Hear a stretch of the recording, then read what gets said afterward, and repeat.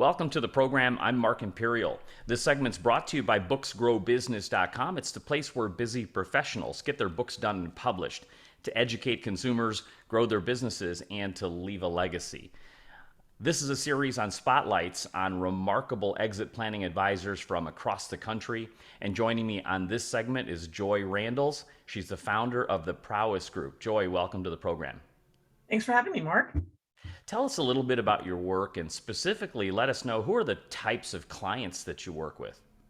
So I primarily work with founders of companies. So my background really quick is I'm a serial entrepreneur. I've actually exited 10 businesses successfully, 2 terrible failures, and a couple of IPOs. So I now work with other founders to help them grow and scale, which is a part of exit planning to get the highest valuation that you can. And to exit when they want for the price they actually want. Yeah, so let's unpack that a little bit with the business owners that you work with. They're great at their craft, what they do, growth, but how much thought do they put into exit planning? What are their, preconceived notions about it? So I think a lot of people just assume if they build a business, which is kind of what I assumed when I started my first business, that if I build it and it, is generating profit, then magically I'm going to be able to exit it when I'm ready, and that will give me this nice big nest egg for retirement. Rarely is that the case, unless they do some work to make sure that it provides value to who the next owner would be. And a lot of people just put it off, right? Your business is part of your identity. I mean, you're building this thing and it's your baby and you love it. And you just assume the next person who might want to step in will love it the same as you. That might be you're handing it down to your child or someone else in your family. It could be that you want to exit to your employees, right? Create an ESOP, you can do that. Or it could be you want to be acquired by a private equity firm or another larger strategic acquirer at the end of the day. What are some of the pitfalls or mistakes that you see people make when they do take this for granted and don't properly prepare? What happens? A lot of times it's very interesting. The vast majority of businesses don't actually exit, they just shutter. So the founders grow and they get to the point and they don't realize we run things out of our business, right? It's our business. And so part of being a business owner is being able to put certain expenses and things through your business, but you have to be able to back those out to account for that. So a new owner might not want the box seats at the baseball game, right? That might not be their thing. It's great that you're putting it through your business and you take your clients there and that helps you grow your business. But you have to account for that. So the things that another owner might not want, we've got to kind of treat those separately. The other thing you have to do is thinking about, we call it the 4 C's, right? So 4 different types of capital. There's human capital, structural capital, social capital, and your customers. And you really have to treat those 4 as very valuable assets. There's tangible and intangible assets and understanding how to differentiate those. So it's really just about truly understanding your business, putting the processes in place so another owner could step in and take over. And there could be a very easy, smooth transition. Hopefully they get to retain your people if your people want to stay. Or I have an owner I'm working with right now who wants his people to exit with him. He's building a business that literally his core team that he built that company with. It's about a $30 million company right now. They'll all 6 of them will get to walk away. They've already hired other people under them that they're training. So those people will be able to step in and the new owner will have competent people to take over and run that company. How much time do you need? How far in advance? When's the right time to start exit planning? Well, that depends. If you've done a great job and you've done all these things all along, it could be really short. Maybe it's 6 months or a year. It could be 2 or 3 years. I have another owner I'm working with who is 32 years old. And he doesn't plan to sell his company until he's 50. That's his goal, to be out at 50, and he'll spend the rest of his time with his wife and his kids, and that's what he wants to do. We kind of put the systems in place, and then it's more of a check-in.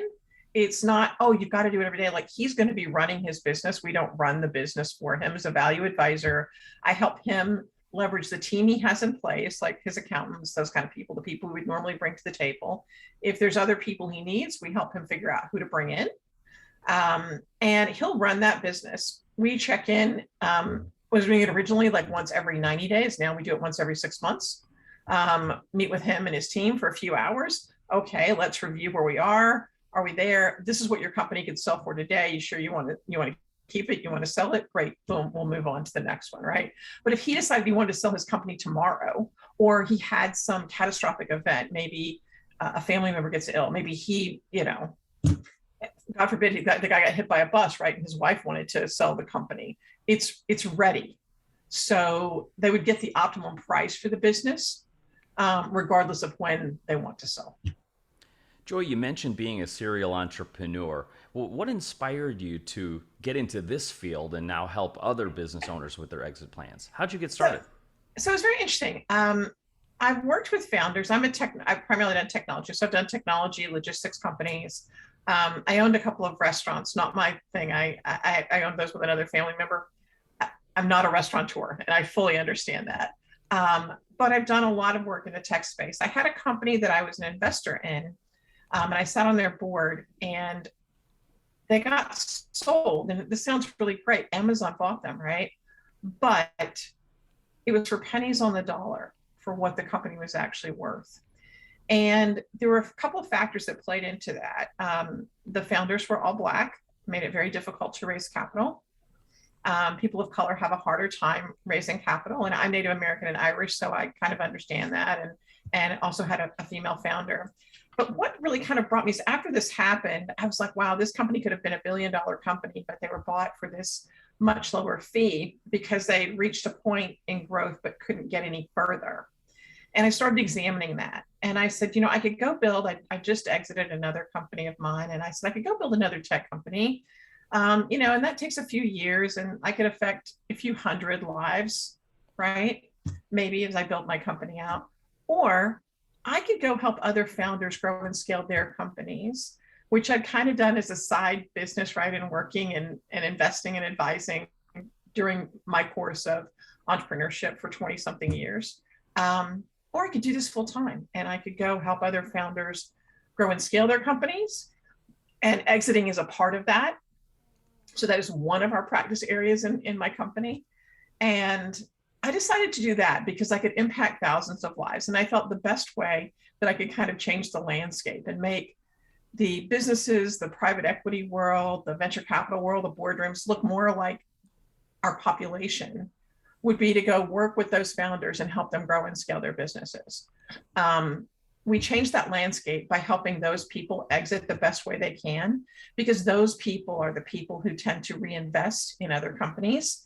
They're the ones that serve on boards. They're the ones that do philanthropy. Most people don't know 96% of entrepreneurs give philanthropically. And the vast majority of the money that goes into philanthropy is actually from individual entrepreneurs, not big corporations or those kind of things. So to me, it was a way to make the best impact I could. I don't know if it'll be the biggest, but I think it'll be the best. That's a terrific inspiration. Joy, before I ask you my last question, Sure. Is there anything that I didn't think to ask you regarding exit planning that you feel is important to share with business owners? I just think it's important that founders at least go through and understand, right, where their business is today. You think your business is in one place, but, talking to someone, if you go no further in the exit planning process than just doing that initial assessment and understanding, hey, these are the gaps in my business today to make it as valuable as possible. And this is what my business is worth today, because founders typically find the business is worth a lot less than what they think it is. And so just understanding, and then you can take that number and say, is that number, like working with your wealth advisor or your financial planner, is that enough money that I'll be able to live the life I want to live after I'm out of my business? Do I want to go buy another business? Do I want to retire with my wife? Do I want to leave a legacy in my community? Like, what are my goals, right? And everybody's goals are a little bit different. So just having that baseline so you understand what you can and can't accomplish, then you decide where you go from there. Sage advice. Joy, for founders listening now that would love to speak with you, how can they find you, connect with you, and learn more? So my website is theprowessgroup.com, very easy to find. And my email is joy@theprowessgroup.com. This has been terrific. I really appreciate you taking the time to share with my audience today, and I wish you continued success for you, the Prowess Group, and for all of your clients. Thank you so much, Mark, for having me. I really appreciate it.